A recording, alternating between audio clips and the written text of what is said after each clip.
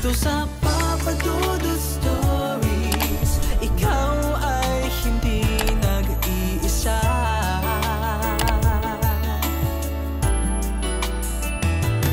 Dito sa Papa Dudut Stories, may nagmamahal sa'yo. Papa Dudut Stories. Papa Dudut Stories. Sa lahat po ng mga nakatutok ngayon, huwag pong kalimutan mag-like, mag-share at mag-subscribe. Maraming salamat po sa inyong lahat.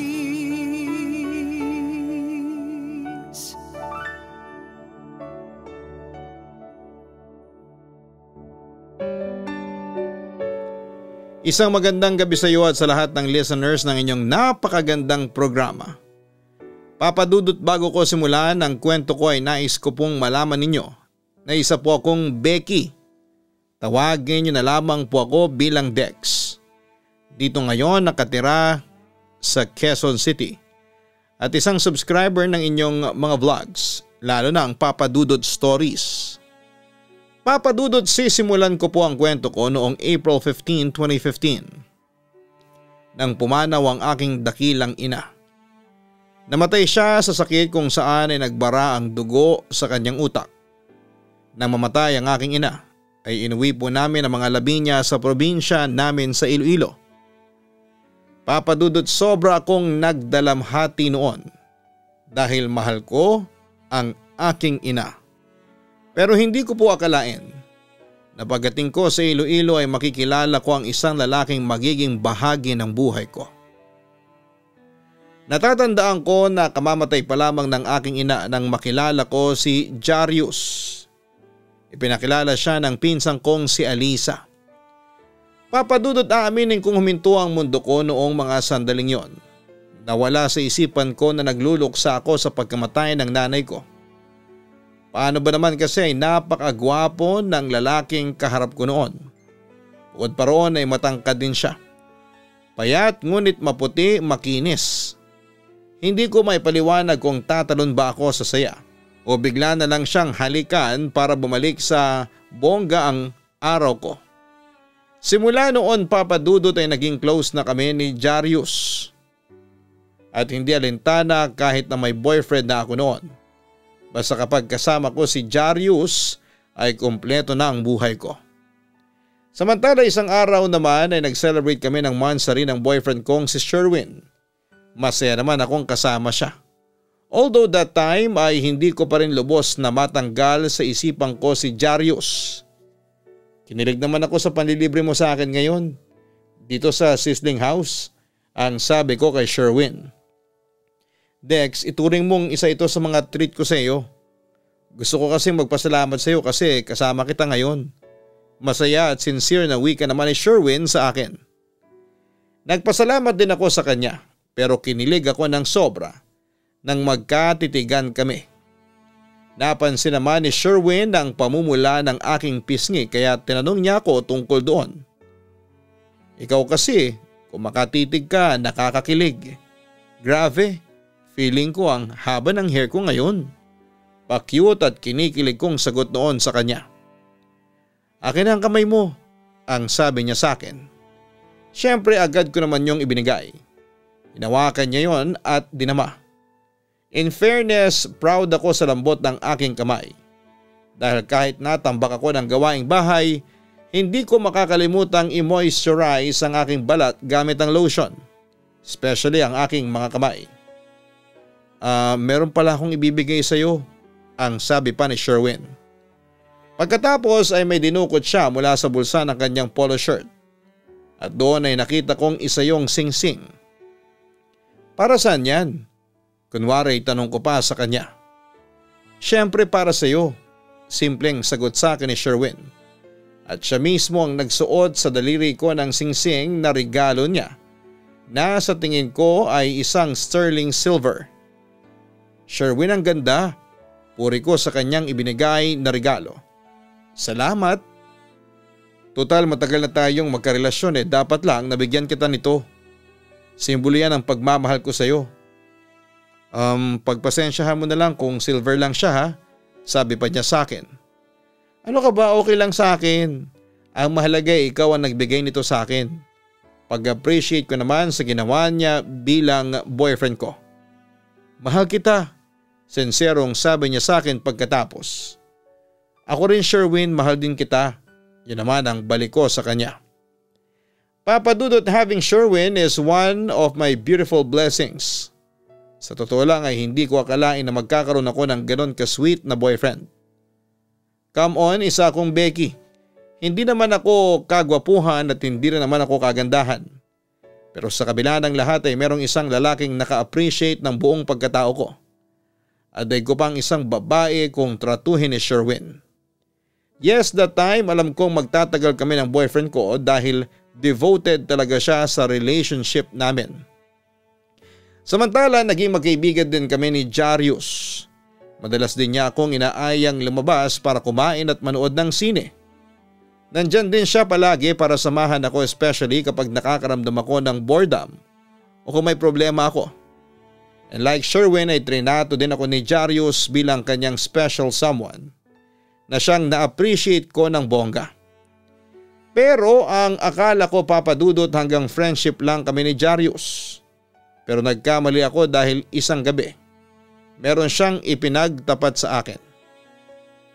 Dex, bago sana tayo umuwi sa bahay ninyo, may sasabihin sana ako sa iyo. Sabi niya sa akin habang pinapayungan niya ako pauwi dahil sobrang lakas noon ng ulan. Ano naman yon? Curious kong tanong sa kanya.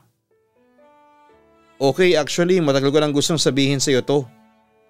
Pero nahihiya lang ako.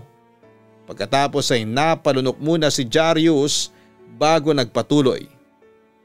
I love you, Dex. Siyempre nagulat naman ako sa aking narinig. Ha, talaga? Teka, baka ginugood time mo lang ako, ang sabi ko pa sa kanya. Pero hindi tumawa o ngumiti si Jarius. Mamayang kaunti inilapit niya ang mukha niya sa akin at nilagyan niya ako sa labi. Nabitawan din niya ang payong kaya nabasa kami noon sa ulan. Jarius, nababasa tayo ng ulan, ang sabi ko sa kanya. Wala akong pakialam kahit na maligo pa tayo sa ulan. Basta halikan mo na lang ako. Pagkatapos noon ay nagpatuloy kami sa paghahalikan. Mahalin mo ako at sinasabi ko sa iyo, hindi ka magsisisi, sabi pa niya sa akin pagkatapos ng ilang minuto. Oo Jarius, mamahalin kita, ang sabi ko noon sa kanya. I know na hindi ko dapat yon sinabi sa kanya pero nawala ako sa aking sarili noong mga sandaling yon. Hindi ako makapaniwala noon sa naging eksena namin ni Jarius na pwedeng ihalin tulad noon sa isang Korean drama. Sana all, hindi ba? Papa Dudut, mahal ko si Sherwin pero mahal ko rin si Jarius. Turn between two lovers ang drama ko noon. Hindi ko alam kung sino sa dalawa ang pipiliin ko dahil doon ay nagpasya na lamang ako na mahalin silang pareho. Sinagot ko si Jarius at naging kami pero hindi niya alam ang tungkol kay Sherwin. Ganon din si Sherwin. Wala siyang alam kay Jarius dahil kapag nalaman nila ay sira ang beauty ko. Masaya naman kami ni Jarius sa relasyon namin. Siya ang laging nagpapakumbaba kapag nag-aaway kami. Si Jarius lang ang madalas umalalay sa akin. April 30, 2015 nang bumalik na ako sa Maynila. That time ay tuloy pa rin ang relasyon namin ni Jarius. Oo Papa Dudut, pinagsabay ko ang dalawang lalaki at aaminin kong nakaramdam ako ng kaunting kasiyahan sa puso ko dahil dalawang lalaki ang nagmamahal sa akin. Samantala, nag-celebrate kami ng monthsary ni Jarius isang gabi. It was unforgettable and sweet. Ang saya-saya ko ng mga sandaling yon. Sana forever na tayong ganito. Natatandaan ko pa ngang sabi ko yon kay Jarius. Tapos ay bumaling ako sa kanya at nagtanong, Babe, gaano mo ba ako kamahal? Bakit mo naman na itanong? Nagtataka niya ring balik sa akin. Wala lang, curious lang kasi ako eh. Kasi alam mo na, Becky ako at mas magandang babae ang nagkalat ngayon. Ang mga lalaki ngayon makakita lang ng mas magandang babae kaysa sa kapartner niya nakakalimot na, ang sabi ko naman sa kanya. Kahit na maraming babae dyan na umaaligid sa akin, ikaw lang ang mamahalin ko, Dex. Sa'yo lang kasi ako attracted. Paniniguro ni Jaryo sa akin. Hindi ko naman mapigilan noon ang kilig sa puso ko. Talaga? Ano naman ang nakita mo sa akin? Tanong ko pa sa kanya. Siyempre lahat ng hinahanap ko sa isang karelasyon ay nasa iyo na. Kaya nga hindi ko nakakayaning mawala ka pa sa akin kasi parte ka na ng buhay ko. Kapag nawala ka, kulang na. Hindi na ako mabubuo, sabi pa niya sa akin. Siyempre ako naman ay kinilig ng sobra. Napakabait mo sa akin, Jarius. Mahal kasi kita, ang wika pa ni Jarius. Salamat at dumating ka sa buhay ko. Kung hindi ka dumating sa buhay ko, siguro devastated pa rin ako sa pagkamatay ni Mama. Ikaw ang nagpapasaya sa akin, Jarius. Yun pa ang sabi ko sa kanya. Forgetting Sherwin na isa rin sa mga nagpapasaya sa akin.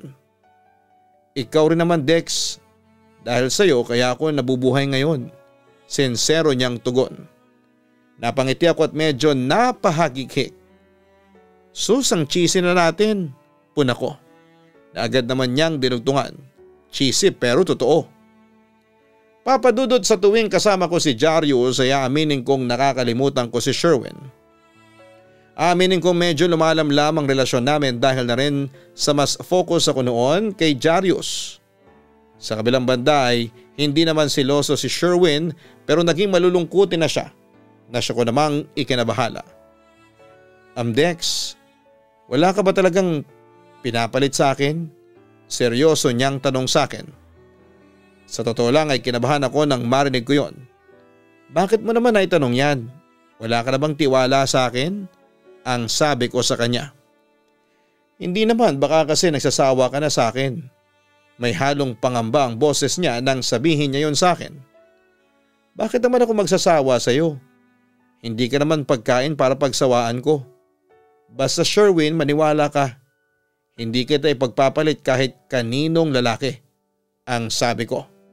Pero aaminin kong nakaramdam ako ng panghihilakbot dahil alam kong hindi yon totoo.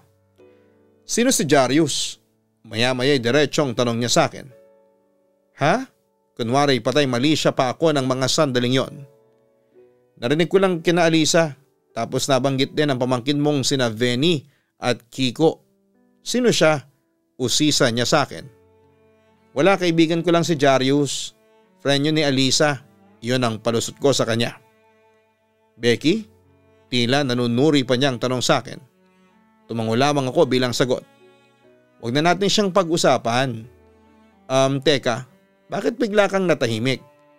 Huwag mong sabihin sa akin na nagsiselos ka.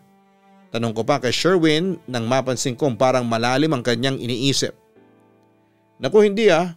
Bakit naman ako magsiselos? Kung Becky naman siya, walang dahilan para magselos ako. Yun ang huling sinabi sa akin ni Sherwin noong araw na yon dahil tahimik na siya for the rest of the day. Papadudot, alam kong marami ang magsisitaasan ng kilay sa ginawa ko. Pero nangyari na. Dalawang gwapong lalaki ang nagmamahal sa akin at masarap talaga sa pakiramdam. At pinasinungalingan ko ang kasabihan na hindi mo kayang magmahal ng dalawang tao ng sabay dahil nagawa ko silang mahalin ng pantay. Yun lang, alam ko na panandalian lamang ito kaya palagi ko ring dinarasal noon sa Diyos na sana'y tulungan niya akong magdesisyon sa huli kung sino sa dalawa ang dapat kong piliin at mahalin. Papadudot, ako na siguro ang pinakamagandang Becky sa buong universe dahil dalawang nagwagwapuhang lalaki ang nagmamahal sa akin. Oo, minahal ko silang pareho at naramdaman ko naman sa kanila na tapat sila sa pagmamahal sa akin. Pero minsan ay dumarating din ako sa puntong nakokonsensya din ako. Hanggang sa isang araw, nabibingin na ako sa katahimikan mo, Dex. Bakit ba, may problema ka ba sa akin? Usisa ni Sherwin sa akin. Huminga lamang ako ng malalim ng mga oras na yon. Ano, may nagawa ba akong kasalanan? Kaya parang hindi mo ko pinapansin? Nag-aalala na niyang tanong sa akin. Mahal mo ba talaga ako? Diretsa kong tanong sa aking boyfriend. Mahal kita, Dex. Ilang beses ko nang sinabi yan sa'yo. Teka, bakit mo ba madalas tanungin yan sa akin? Nag-aalinlangan ka ba sa pagmamahal ko sa iyo? Kung nag-aalinlangan ka, ibig sabihin wala kang tiwala sa akin. At kung wala kang tiwala sa akin, ibig sabihin hindi mo talaga ako mahal. Paniniguro ni Sherwin sa akin. Lalo naman akong inusig ng aking konsensya. Napakabait mo kasi masyado sa akin. At dahil sa sobrang kabaitan mo kaya nagigilty tuloy ako. Bakit naman? Usisa niya. Sa puntong yun ay hindi ko na napigilang umiyak. Sherwin, sorry. Sorry kasi niloko kita. Nagulat at naguluhan naman siya sa aking sinabi. Niloko? Paanong niloko? May iba pa akong karelasyon bukod sa iyo. Pag-amin ko sa kanya. Sa puntong yon ay nagalit na sa akin si Sherwin. Dex naman, bakit mo naman ginawa sa akin to? Patawarin mo ako, hindi ko sinasadya. Hindi ko akalain na mauuwi kami sa ganon. Confession ko.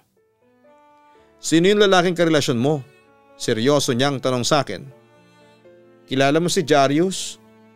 So ibig sabihin hindi mo lang basta kaibigan niyang Jarius na yan. Kundi karelasyon mo? May galit na sabi niya sa akin. Nagkarelasyon kami ni Jarius pagkamatay ni Mama. Hindi ko mapigilan ang sarili ko. Pag-amin ko pa sa kanya. Bakit mo naman nagawa yun ha? Hindi ka pa ba satisfied sa akin? Kulang pa ba yung pagmamahal na ibinibigay ko sa iyo, Dex? Hindi naman kita niloko. Minahal kita ng tapat. Bakit mo ginawa sa akin to? Sa puntong yon ay naiyak na si Sherwin. Mahal mo pa ba ako? Oo, sagot ko sa kanya. Si Jarius, gaano mo siya kamahal? Mas mahal mo ba siya sa akin? Question pa niya sa akin. Ewan ko, naguguluhan ako, Sherwin. Tugon ko. Mamili ka sa amin dalawa ng lalaking yon. Ako o ang lalaking yon? Insist niya sa akin. Ikaw, Sherwin. Ikaw ang pipiliin ko. Bigla akong nasabi. Talaga? Nag-aalinlangang tanong niya sa akin. Oo, maniwala ka sa akin. Paggaranti ako naman sa kanya. Kung ako ang pipiliin mo, hiwalayan mo na ang lalaking yon, Dex. Ayaw ko na may kahati sa'yo. Gusto kong ako lang ang mahal mo. Nagkakaintindihan ba tayo? Tumango ako bilang sagot kay Sherwin. Oo, hihiwalayan ko na si Jarius. Para sa'yo. Papadudod si Sherwin ang pinili ko kahit na mas tinitibok noon ang puso ko si Jarius. Agad kong nakipaghiwalay noon kay Jarius at sobra siyang nasaktan. Lalo na nang malaman niyang naging two-timer ako. Samantala nagpatuloy ang relasyon namin ni Sherwin noong una ay okay ang lahat. Akala ko ay tapos na ang lahat ng pagsubok. Pero nagkamali ako. Dahil isang araw, Dex, may aaminin sana ako sa iyo. Panimula ni Sherwin sa akin pagkatapos niya akong ihatid sa bahay. Napatingin naman ako sa kanya. Medyo kinakabahan. Ano yun? Sige, sabihin mo na sa akin. Alam kong sa ilang buwang pagsasama natin, hindi ko may tatangging minahal mo ko. Yun nga lang ay nakukonsensya ko kasi hindi ko maibigay sa iyo ng buo ang pagmamahal ko. May ipagtatapat ako sa iyo, Dex. May iba na ako mahal. Pag-amin ni Sherwin sa akin. Nagulat at nanlumo naman ako sa aking narinig. Ha? Anong ibig mong sabihin? Sherwin, huwag ka namang magbiro ng ganyan. Ang sabi ko pa sa kanya. Pero walang nagbago sa reaksyon ni Sherwin. Hindi ako nagbibiro. Nagkamali ako sa mga naramdaman ko. Oo, inakala ko na ikaw lang ang mamahalin ko pero nung nakita ko siya, I just realized na mahal ko siya. Mas mahal ko siya kesa sayo. Sino siya? Babae ba? Lalaki? Ano? Hysterical kong tanong sa kanya. Hindi mo na dapat pang malaman. Masasaktan ka lang. Malungkot na sagot ni Sherwin sa akin. Tila ba nakukonsensya din siya sa ginawa niya sa akin. Pero sabi mo sa akin mahal mo ko. Paalala ko pa sa kanya. Oo, pero dati yon. Paglilinaw niya sa akin. Sa pagkakataong yon ay hindi ko na napigilan ang pag-iyak sa harapan niya. Sherwin, pakiusap naman. Huwag mo naman gawin sa akin to. I'm sorry pero kailangan ko talagang pumili sa inyong dalawa. at siyang pipiliin ko pagtatapat pa ng boyfriend ko sa akin. Samantala nagmakaawa na ako sa kanya. Sherwin naman, maawa ka naman sa akin. Pinili kita kaysa kay Jarius kasi mahal kita. Sherwin, ikaw lang ang buhay ko. Hindi ko kakayanin na mawala ka sa akin. Sandali, baka naman gumaganti ka lang sa akin kung naging two-timer ako dati. Umiling siya para pabulaanan ng aking sinabi. Hindi ako gumaganti sa'yo. Tipid niyang sagot sa akin. Bakit mo ginawa sa akin to? Halos magwala na ako sa harapan niya. Patawarin mo ako Dex, pero simula ngayon, hiwalay na tayo. Pagkatapos noon ay hinagkan na niya ako sa huling pagkakataon bago umalis at iniwan ako mag-isa. Papa Dudut, sobra akong nagsisisi sa ginawa kong pamamangka sa 2 ilog. At dahil sa nawala na sa akin si Sherwin ay sinubukan kong makalimot. Nag-try din akong bumalik kay Jarius baka sakaling magsimula ulit kami. Pero mukhang nahuli na ako dahil isang araw ay inamin niya sa akin ang katotohanan. Pasensya na Dex, pero hindi na tayo pwede. Pagtatapat ni Jarius sa akin. Pero bakit? Halos manlumo ako ng mga sandaling yon. Kasi may iba na akong mahal. Nagulat naman ako sa pag-amin ni Jarius. Ha? May iba ka ng mahal? Babae ba o lalaki? Hindi na mahalaga kung ano ang kasarian niya. Basta siya na ang mahal ko ngayon. At nakalimutan na kita. Diretsang sabi niya sa akin. Jarius, wala na ba talagang pag-asa? Muli kong tanong sa kanya. Nagbabaka sakaling magbago pa ang kanyang iniisip. Wala na talagang pag-asa maging tayo ulit Dex. Sorry pero matagal na tayong tapos. Pasensya na. Huwag kang mag-alala. Pinapatawad na kita sa nagawa mong kasalanan sa akin. Pero hanggang dito na lang talaga tayo. Seryoso niyang sagot sa akin. Sa puntong yon ay narealize kong wala talaga kaming pag-asa. Sige Jarius, maging masaya ka na sa piling ng bago mong mahal. Yun na lamang ang tangi kong sinabi sa kanya bago ko siya iniwan. Pag-uwi sa bahay ay agad kong iniyak ang sakit. Masakit at para akong mababaliw. Pero wala akong ibang masisisi kundi ang aking sarili. In the first place ay karma ko ito sa aking pamamangka sa 2 ilog. At doon na nga natapos ang kalokohan ko. Dahil sa ginawa ko ay 2 lalaking mahal ko ang nawala sa akin. Sobra kong nasaktan dahil mahal ko ang 2 lalaki. Lalo na si Jarius. Pero hindi ko na sila maibabalik dahil nasira na ang tiwala nila sa akin. Sa ngayon, Papa Dudut, graduate na ako ng senior high school noong 2019 sa Quezon City Academy. At tungkol naman sa love life ko ay 0 pa rin hanggang sa ngayon. Nasa stage pa rin ako ng acceptance at medyo naibsa na ang sakit na nangyari sa akin. Papa Dudut, marami akong natutunan sa buhay at isa na roon ang katapatan at huwag paglaruan ang pag-ibig. Yan na muna ang ibabahagi ko sa inyo, Papa Dudut, at sana'y mabasa po ninyo ito. Matagal ko na kasing kinikimkim ang kwentong ito at ngayon ay handa na akong ibahagi ito sa mga avid listeners ninyo, kasama na ako. God bless and more power sa inyong programa. Lubos na nagpapasalamat, Dex. Yan ang napapala kapag ikaw ay naging two-timer. Alam natin na iisa lang ang kayang mahalin ng ating puso. Kung naguguluhan ka dahil 2 silang espesyal sa iyo ay suriin mong mabuti ang iyong nararamdaman. Siguradong merong isa na mananaig dyan. Huwag nating paglaruan ang pag-ibig dahil ang kadalasang resulta nito ay sakit at pagdadalamhati. Tulad ng nangyari kay Dex. Hindi na kontento sa isa, pinagsabay pa niya ang 2 lalaki and in the end ay iniwan din siya ng mga ito. Mga ka-online, sana'y irespeto natin ang konsepto ng pag-ibig. Kung magmamahal ka, isa lang at siguraduhin mong handa kang panindigan ang iyong pagmamahal sa kanya. Dahil kapag naghanap ka ng ikalawa, ibig sabihin lamang noon ay hindi pagmamahal ang hanap mo, kundi init lang ng katawan. Para kay Dex, sana'y maging aral ito sa iyo. Anyway, maraming salamat sa pagbabahagi mo ng iyong kwento sa aming himpilan, sa aking channel. God bless and good luck sa iyo. Hanapin po ang Kaistorya Horror YouTube channel para sa mga araw-araw po nating upload na mga katatakutan. Ang link po ng channel na yan ay nasa homepage ng channel na ito, kaya wag po kayong malilito Narito mismo yan sa homepage ng Papa Dudut YouTube channel. Maraming salamat po sa inyong lahat.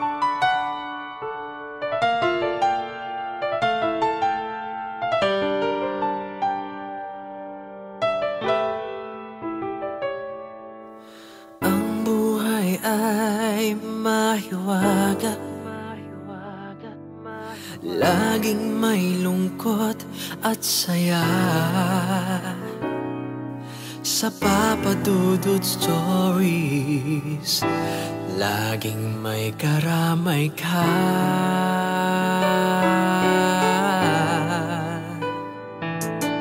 Mga problemang kay bigat,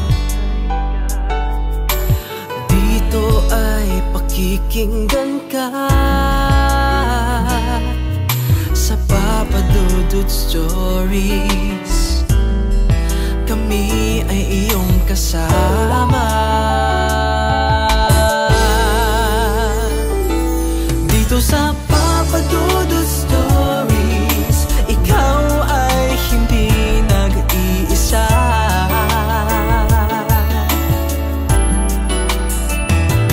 Dito sa Papa Dudut Stories, may nagmamahal sa'yo. Papa Dudut Stories, Papa Dudut Stories,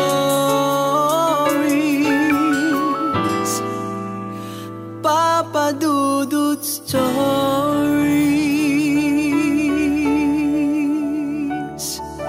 Hello mga ka-online, ako po ang inyong si Papa Dudut. Huwag kalimutan na mag-like, mag-share at mag-subscribe. Pindutin ang notification bell para mas maraming video ang mapanood ninyo. Maraming salamat po sa inyong walang sawang pagtitiwala.